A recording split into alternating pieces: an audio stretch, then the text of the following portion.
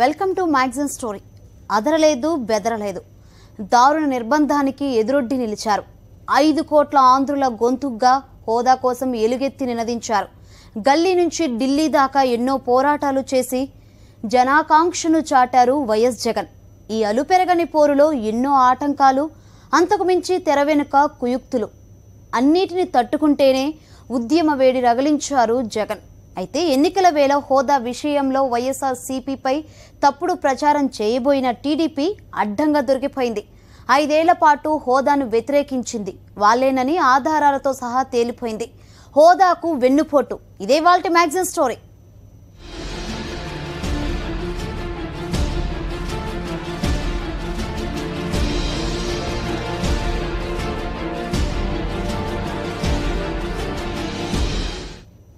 చంద్రబాబు పాలనంతా ఆరంభ సూరత్వమే.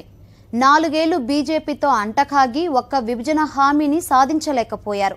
పోలవరం, ప్రత్యేక హోదా, రాజధాని సహా అన్నిట్లో విఫలమయ్యారు.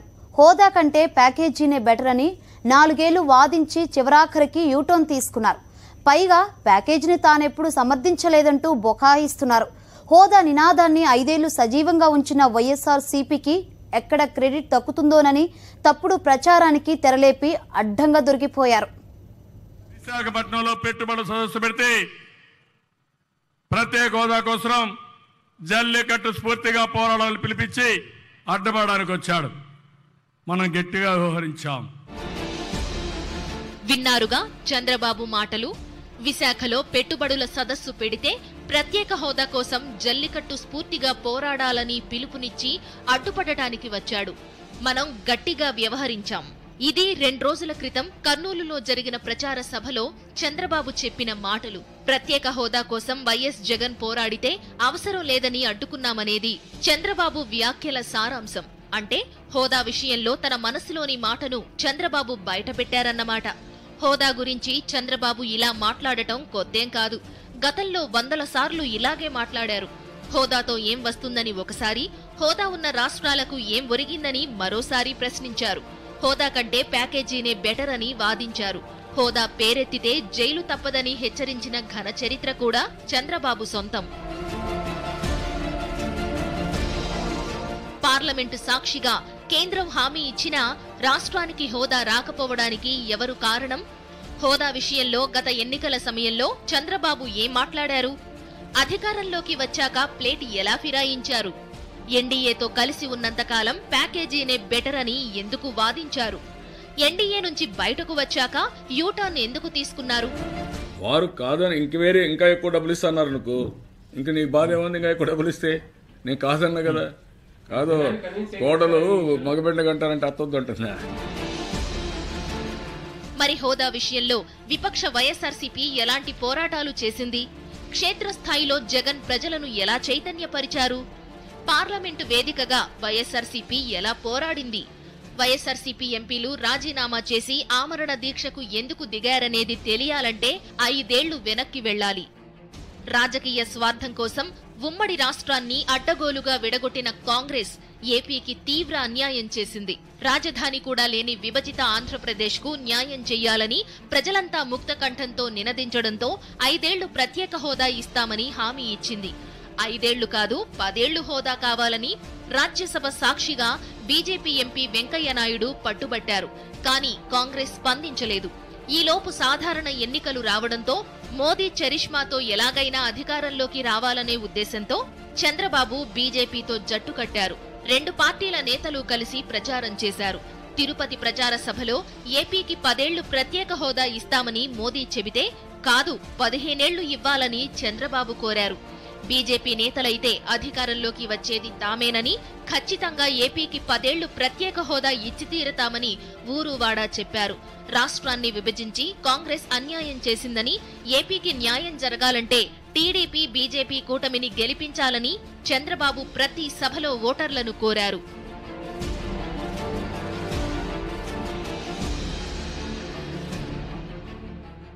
తీరా అధికారంలోకి వచ్చాక హోదా విషయాన్నే మర్చిపోయారు.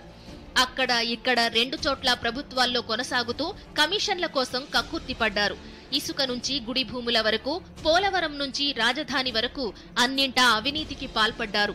హోదా గురించి మాట్లాడితే ఎక్కడ ఇబ్బందులొస్తాయోననే భయంతో ఆ ఊసే ఎత్తకుండా జాగ్రత్త పడ్డారు. కానీ ప్రతిపక్ష వైఎస్ఆర్సీపీ హోదా కోసం 5 ఏళ్లుగా అనుక్షణం పోరాడుతూనే ఉంది. ధర్నాలు, ఆందోళనలతో రాష్ట్రం దద్దరిల్లేలా చేసింది. హోదా ప్రయోజనాలేంటో ఇంటింటికి చెప్పగలిగింది. కేంద్ర, రాష్ట్ర ప్రభుత్వాలు ఏర్పడిన 6 నెలల్లోపే అంటే 2014 డిసెంబర్ 5న అన్ని కలెక్టరేట్ల వద్ద ధర్నాలకు తొలిసారిగా పిలుపునిచ్చింది. విశాఖలో జరిగిన ధర్నాలో వైఎస్ జగన్ స్వయంగా పాల్గొన్నారు. 2015 జూన్ 3న మంగళగిరిలో 2 రోజుల సమర దీక్ష చేపట్టారు. బాబు పాలనపై ప్రజా బ్యాలెట్ నిర్వహించి అదే ఏడాది ఆగస్టులో ఢిల్లీలో తొలిసారిగా జగన్ ఒకరోజు ధర్నా చేపట్టారు. 2015 ఆగస్టు 29న ఇచ్చిన రాష్ట్ర వ్యాప్త బంద్ పిలుపుకు అనూహ్య స్పందన లభించింది. ప్రధాని మోదీ ఏపీకి వస్తున్న వేళ రాష్ట్ర ఆకాంక్షను గ్రహిస్తారని విపక్ష నేత ప్రాణాలను సైతం లెక్క చేయకుండా 2015 అక్టోబర్లో ఆమరణ నిరాహార దీక్షకు దిగారు. కానీ 7వ రోజున రాష్ట్ర ప్రభుత్వం జగన్ను బలవంతంగా ఆస్పత్రికి తరలించి దీక్షను భగ్నం చేసింది. ఆ తరువాత కూడా జగన్ నేతృత్వంలో వైఎస్ఆర్సీపీ అనేక పోరాటాలు చేసింది.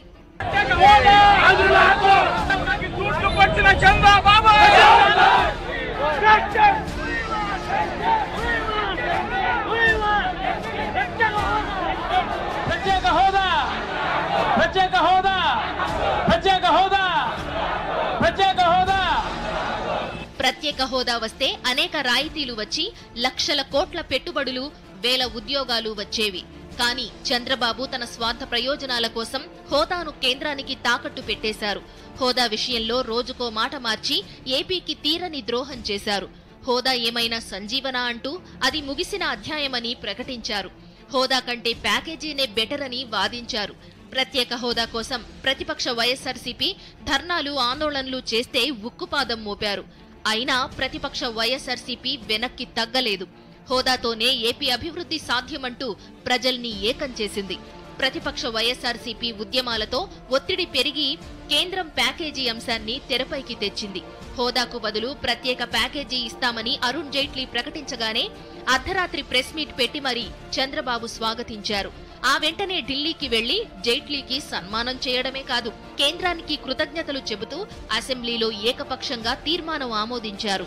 ఆంధ్రప్రదేశ్ రాష్ట్ర ప్రభుత్వం తరపున, ప్రజల తరపున ప్రధాని నరేంద్ర మోడీకి మనఃపూర్వక కృతజ్ఞతాభినందనలు తెలియజేస్తుంది. ఈ విషయంలో కేంద్ర ఆర్థిక మంత్రి శ్రీ అరుణ్ జైట్లీ చూపిన చొరవకు ధన్యవాదాలు తెలియజేస్తుంది. రాష్ట్ర ప్రజల మనోభావాలను కేంద్ర ప్రభుత్వం దృష్టికి తీసుకువెళ్లి ప్రత్యేక సహాయానికి మంత్రిమండలి ఆమోదం పొందడంలో శ్రీ కేంద్ర మంత్రి వెంకయ్యనాయుడు పోషించిన పాత్రకు రాష్ట్ర శాసనసభ ధన్యవాదాలు తెలియజేస్తుంది.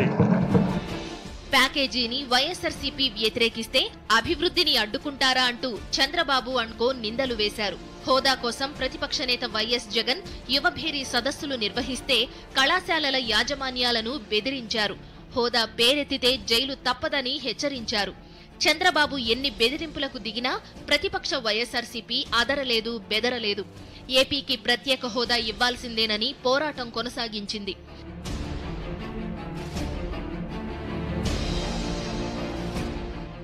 అదే సమయంలో జల్లికట్టును అనుమతించాలంటూ తమిళులంతా ఒక్కటై పోరాటం కొనసాగించడంతో కేంద్రం దిగొచ్చింది. జల్లికట్టుకు అనుకూలంగా ఆర్డినెన్స్ జారీ చేసింది. అదే స్ఫూర్తితో ప్రత్యేక హోదా కోసం పోరాడాలంటూ వైఎస్ జగన్ పిలుపునిచ్చారు. 2017 జనవరి 26న గాంధేయ పద్ధతిలో విశాఖలో కొవ్వొత్తుల ర్యాలీలో పాల్గొనేందుకు వెళ్లిన జగన్ను విమానం దిగగానే పోలీసులు అడ్డుకున్నారు. ర్యాలీకి అనుమతి లేదని తెగేసి చెప్పడంతో ప్రభుత్వ తీరును నిరసిస్తూ వైఎస్ జగన్ రన్వే పైనే బైఠాయించారు. అయినా పోలీసులు ర్యాలీకి అంగీకరించకపోవడంతో అక్కడి నుంచి వెనుతిరిగారు. ప్రభుత్వ పెద్దల డైరెక్షన్లో పోలీసులు జగన్ను అడ్డుకుని వెనక్కి పంపించడం అప్పట్లో పెనుదుమారో రేపింది.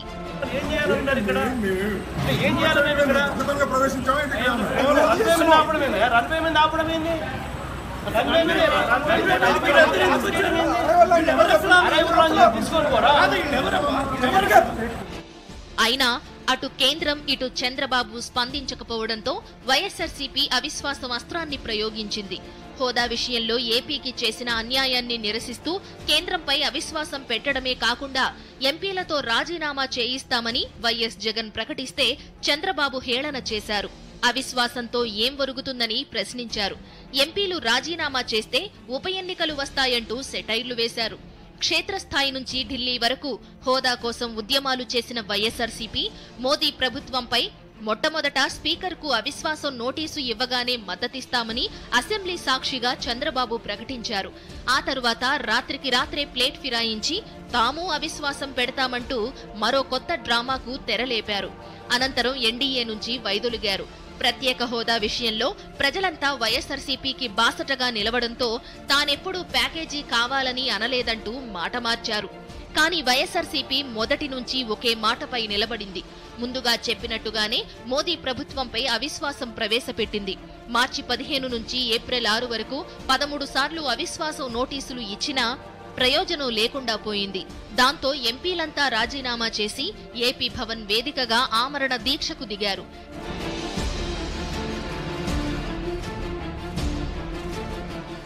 కానీ తెలుగుదేశం ఎంపీలు చంద్రబాబు కలిసి రాలేదు. ఒకసారి హోదా కావాలని, మరోసారి వద్దని, మళ్లీ కావాలని నిలకడలేని మాటలు మాట్లాడి ఏపీకి తీవ్ర అన్యాయం చేశారు. 5 సంవత్సరాలు ఇచ్చారు. నేను నరేంద్ర మోడీ గారిని కోరుతున్నా, 15 సంవత్సరాలు ఇవ్వండి. అదే మరి కొంతమంది కావాలని కన్ఫ్యూజ్ చేసి స్పెషల్ స్టేటస్ ఇస్తే ఇది ఒక సంజీవని కింద అన్నీ అయిపోతాయని. ఏమొస్తాయండి?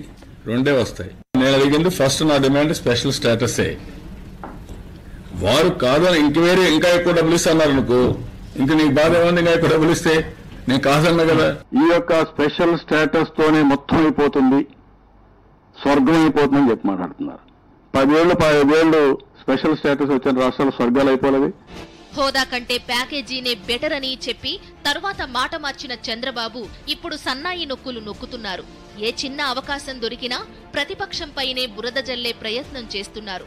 జేబు మీడియా కూడా చంద్రబాబుకు అనుకూలంగా డప్పు కొడుతోంది.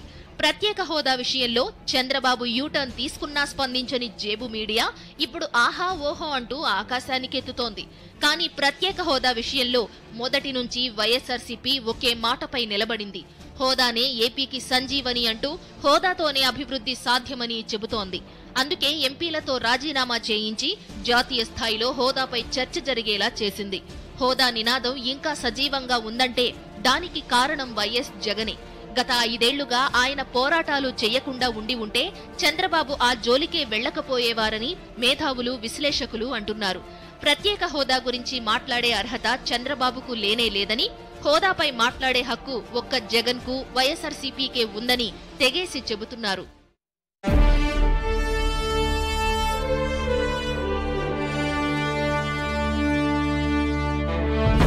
ప్రత్యేక హోదా కోసం మనం అంతా పోరాడుతున్నాం.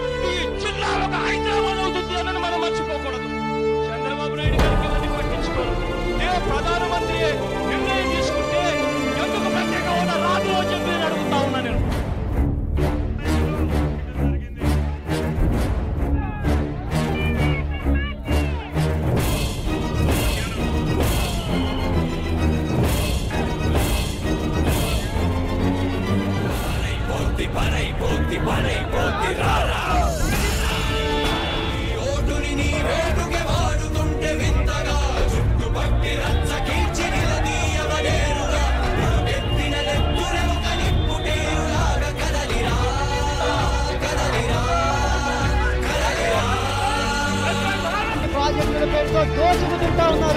ఆయన పోరాటం చేస్తున్నాడు కాబట్టి ఆ పోరాటం విజయవంతం కావాలని. సంజీవని అయింది, ఇప్పుడు ఎందుకు కావట్లేదు?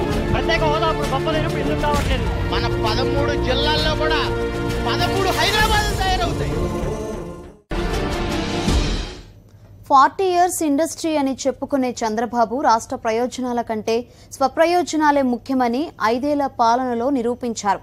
రాష్ట్రం దశ మార్చే హోదాకు పాతరేసి జేబు మీడియా ద్వారా ఇప్పుడు ప్రజలను తప్పుదోవ పట్టించే యత్నం చేస్తున్నారు. హోదా కోసం 5 ఏళ్లు పోరాడిన వైఎస్ఆర్సీపీపైనే బురద చల్లబోయి బుక్కైపోయారు. మాటపై నిలబడకపోవడం చంద్రబాబు నైజమని ఆయన గురించి తెలిసిన వారు చెబుతుంటారు. అధికారం కోసం ఏ ఎండకు ఆ గొడుగు పట్టడంలో చంద్రబాబు ముందుంటారు. గత ఎన్నికల సమయంలో ఎలాగైనా అధికారంలోకి రావాలనే ఉద్దేశంతో 10 ఏళ్లు కాదు 15 ఏళ్లు హోదా ఇవ్వాలని డిమాండ్ చేశారు. తీరా అధికారంలోకి వచ్చాక ఆ ఊసే మర్చిపోయారు. పైగా ప్రతిపక్ష వైఎస్ఆర్సీపీ ప్రజల తరపున నిలబడి ఉద్యమాలు చేస్తే తప్పుబట్టారు. అంతటితో ఆగకుండా కేసులు పెడతామని బెదిరించారు. హోదా అంటే జైలు తప్పదని తనదైన శైలిలో వార్నింగ్లు కూడా ఇచ్చారు. కానీ వైఎస్ఆర్సీపీ ఏ దశలోనూ వెనక్కి తగ్గలేదు. నిరంతర పోరాటాల ద్వారానే హోదా సాధించగలమని విశ్వసించింది. గల్లీ నుంచి ఢిల్లీ వరకు పోరాటాలు చేసి హోదా ఆవశ్యకతను నొక్కి చెప్పింది. హోదా కంటే ప్యాకేజీనే ముద్దంటూ ముఖ్యమంత్రి తలూపినా జగన్ మాత్రం జనాన్ని ఏకం చేసి ఉద్యమ వేడిని రగిలించారు. ఇన్కమ్ ట్యాక్స్ కట్టవలసిన పని లేకుండా పరిశ్రమలు పెట్టొచ్చు అని తెలిస్తే, ఎక్సైజ్ డ్యూటీ కట్టవలసిన పని లేకుండా పరిశ్రమలు పెట్టవచ్చు అని తెలిస్తే, మనం ట్రాన్స్పోర్ట్ చేసే వస్తువులు సైతం ఏదైతే మన ఖర్చు పెడతామో అది కూడా మనకు వెనక్కి వస్తుంది అన్న సంగతి తెలిస్తే మన రాష్ట్రంలో నుంచి చాలా మంది పారిశ్రామికవేత్తలు ముందుకొస్తారు. పక్క రాష్ట్రాల నుంచి, పక్క దేశాల నుంచి కూడా చాలా మంది పారిశ్రామికవేత్తలు ముందుకొస్తారు. ముందుకొచ్చి మన రాష్ట్రంలో పరిశ్రమలు పెడతారు. లక్షల కోట్లు పెట్టుబడిగా తీసుకొస్తారు. పెట్టుబడిగా లక్షల కోట్లు తీసుకొచ్చి లక్షల ఉద్యోగాలు ఇచ్చే పరిస్థితి ఈ ప్రత్యేక హోదా వల్ల జరుగుతుంది. ఇది తెలిసిన చంద్రబాబు నాయుడు గారు మాత్రం పట్టించుకోరు. చంద్రబాబు నాయుడు గారు ఉద్యోగాలు ఇవ్వరు. ఉద్యోగాలు ఇచ్చే అవకాశం ఉన్న ప్రత్యేక హోదా కోసం చంద్రబాబు నాయుడు గారు పోరాటం చేయరు. హోదా కోసం వైఎస్ఆర్సీపీ కేంద్రంపై అవిశ్వాసం ప్రవేశపెట్టి దేశం దృష్టిని ఆకర్షించింది. కేంద్రం తీరును నిరసిస్తూ ఎంపీలు రాజీనామా చేయడం యావత్ దేశ రాజకీయాల్లో సంచలనం రేపింది. ఆ దెబ్బకు చంద్రబాబు దిగిరాక తప్పలేదు. లేకుంటే చంద్రబాబు ఇంకా హోదా అవసరం లేదని అని ఉండేవారేమోననేది విశ్లేషకుల అనుమానం. హోదా కోసం వైఎస్ఆర్సీపీ ఉధృతంగా పోరాటం చేస్తున్న సమయంలో కలిసి రావాల్సిన ప్రభుత్వ పెద్దలు అవహేళన చేసేలా మాట్లాడారు. అప్పట్లో కేంద్ర మంత్రిగా ఉన్న టీడీపీ నేత సుజనా చౌదరి అయితే మరీ దిగజారిపోయారు.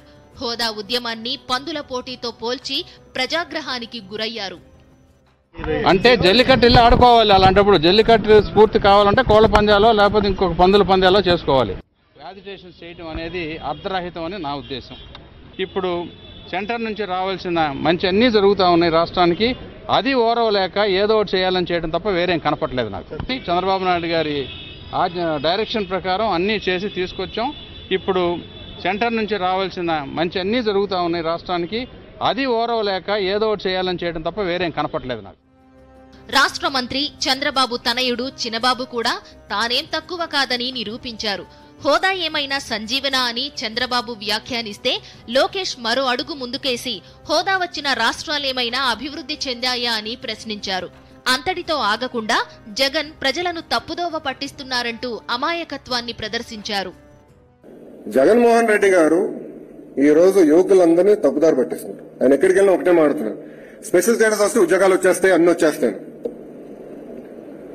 నేను ఒకటే అడుగుతున్నా, హిమాచల్ ప్రదేశ్ లో ఎన్ని ఉద్యోగాలు వచ్చినాయండి? ఉత్తరాఖండ్ లో ఎన్ని ఉద్యోగాలు వచ్చినాయండి? ఎందుకు ఆయన దాని గురించి మాట్లాడరు? ఎందుకు ప్రజల్ని తప్పుదారి పట్టిస్తున్నారు? ప్రత్యేక హోదా కంటే ప్యాకేజీనే బెటర్ అని వాదించి యూటర్న్ తీసుకున్న చంద్రబాబు అనుకో ఎన్నికల వేళ తప్పుడు ప్రచారానికి తెరతీసింది. విపక్షానికి హోదా క్రెడిట్ రావడాన్ని తట్టుకోలేక జేబు మీడియా ద్వారా దుష్ప్రచారం చేస్తోంది. హోదాపై వైఎస్ఆర్సీపీ విజయవాడ ఎంపీ అభ్యర్థి పొట్లూరి వరప్రసాద్ మాట్లాడిన మాటలను వక్రీకరించి అడ్డంగా దొరికిపోయింది.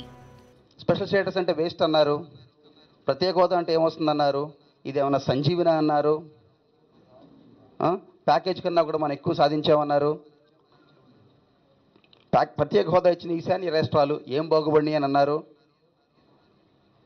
ప్యాకేజీకి నా కష్టానికి ఫలితం 56 సార్లు ఢిల్లీ వెళ్ళాను, ప్యాకేజ్ సాధించాను అని మాట్లాడారు.